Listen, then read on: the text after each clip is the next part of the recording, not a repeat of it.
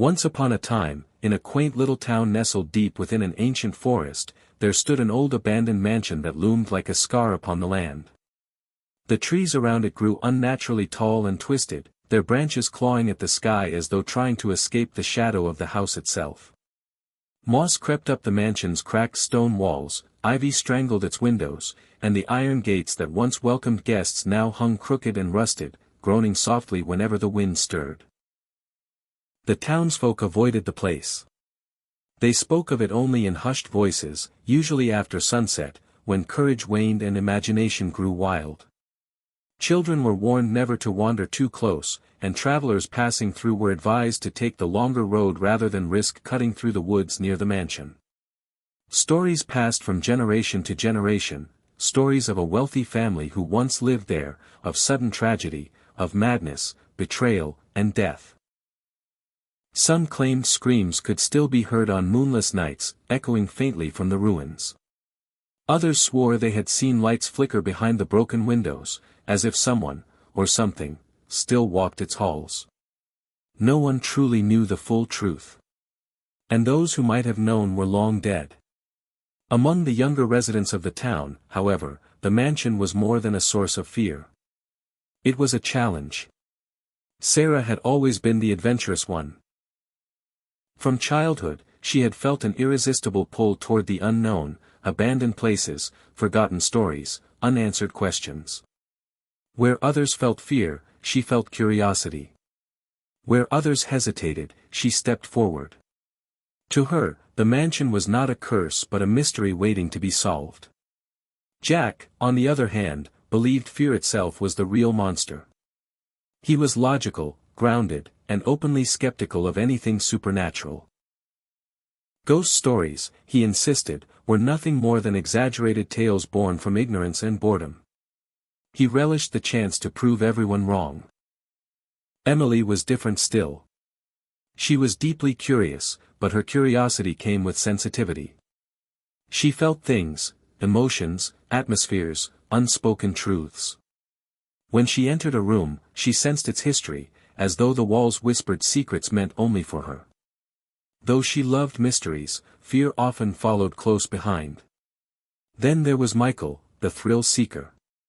For him, danger was excitement, and fear was fuel. He lived for adrenaline, for stories he could tell later, for moments that made his heart race. Spending a night in a haunted mansion sounded less like a risk and more like an adventure of a lifetime. Together, the four of them decided to do what no one else in town dared to do. They would spend a night in the mansion. The decision was made on a quiet evening at the edge of town, as the sun dipped low and painted the sky in shades of crimson and gold.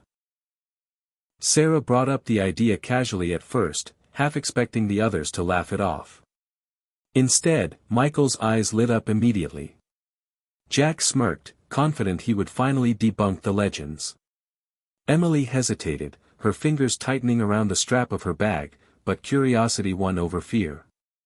By the time night fell, they were already on their way. The forest swallowed them as soon as they stepped off the main road. The air grew colder, heavier, and the sounds of civilization faded behind them. Leaves crunched beneath their feet, and shadows stretched unnaturally long in the moonlight. The mansion revealed itself slowly, emerging from the darkness like a sleeping giant. Up close, it was even more unsettling. The front doors hung ajar, creaking softly as if inviting them in, or warning them away. The windows were dark voids, reflecting nothing. Sarah took a deep breath and stepped forward, her flashlight flicking on and slicing through the gloom. As soon as they crossed the threshold, a chill ran down their spines. The air inside was thick with dust and decay, carrying the scent of rot and something older, something stagnant. Cobwebs draped from the ceiling like funeral veils, and the floorboards groaned under their weight, protesting their presence. The mansion felt alive in the worst possible way, as though it resented being disturbed. They moved cautiously from room to room. The grand foyer, once elegant, was now a ruin of collapsed furniture and shattered chandeliers. Portraits lined the walls, their eyes dark and unreadable beneath layers of grime. Emily paused before one painting, feeling an inexplicable sadness wash over her. "Do you feel that?" she whispered. "Feel what?" Jack replied, unimpressed. "Like, grief. Like this place remembers." Michael laughed, though it sounded forced. "It's just your imagination." But even he couldn't ignore the weight pressing down on them. In the dining hall, they found a long table set for a feast that had never been eaten. Plates lay overturned, silverware tarnished, and remnants of food had long since rotted into unrecognizable masses. The chairs were pushed back as if the occupants had left in a hurry. Emily shivered. "It's like they just vanished." Jack scoffed. "Or it's staged. Old houses attract pranksters and animals." Yet his voice lacked its usual confidence. As they explored further, Sarah discovered a narrow doorway hidden behind a collapsed bookshelf. Beyond it lay a staircase spiraling downward into darkness. Cold air rushed up from below, carrying with it the sound of dripping water. They exchanged uneasy glances. "No one said anything about a basement," Michael said, excitement creeping into his tone. "We don't have to go down there," Emily murmured. Sarah hesitated only a moment before stepping onto the first stair. "That's where the answers are." Against their better judgment, they followed. The staircase seemed endless, winding deeper and deeper beneath the mansion. The walls closed in around them, damp and slick with moss. Every sound echoed unnaturally, magnified in the confined space. The temperature dropped sharply, their breath forming faint clouds in the air. When they finally reached the bottom, they found themselves in a network of tunnels carved into the earth. The stone walls bore strange markings, symbols etched deep into the rock, worn by time yet still powerful. Emily traced one with her fingers and gasped, pulling her hand back. "It's warm." "That's impossible," Jack said, though his face had gone pale. They pressed on, choosing paths at random, marking their way as best they could. But the tunnels twisted and turned, looping back on themselves. The air grew heavier, the silence more oppressive. Then, faintly at first, they heard it. Whispering. It echoed from every direction, voices overlapping, murmuring words they couldn't quite understand. Panic began to creep in as they realized they were no longer sure where they were, or how to get back. The whispers grew louder, more insistent, as if the tunnels themselves were speaking. Jack's skepticism shattered. Fear replaced logic, gripping him with icy fingers. Hours seemed to pass, exhaustion weighing them down, hope dwindling with every wrong turn. Just when despair threatened to consume them, they stumbled into a vast chamber. The walls were carved with elaborate symbols, more intricate than any they had seen before. At the center stood an ancient altar, stained dark with something that might once have been blood. The air vibrated with a malevolent energy that made their skin crawl. They were not alone. Something moved in the shadows, something massive, wrong, and watching. Emily realized the truth in a sudden, horrifying flash. "This place isn't haunted by ghosts," she whispered.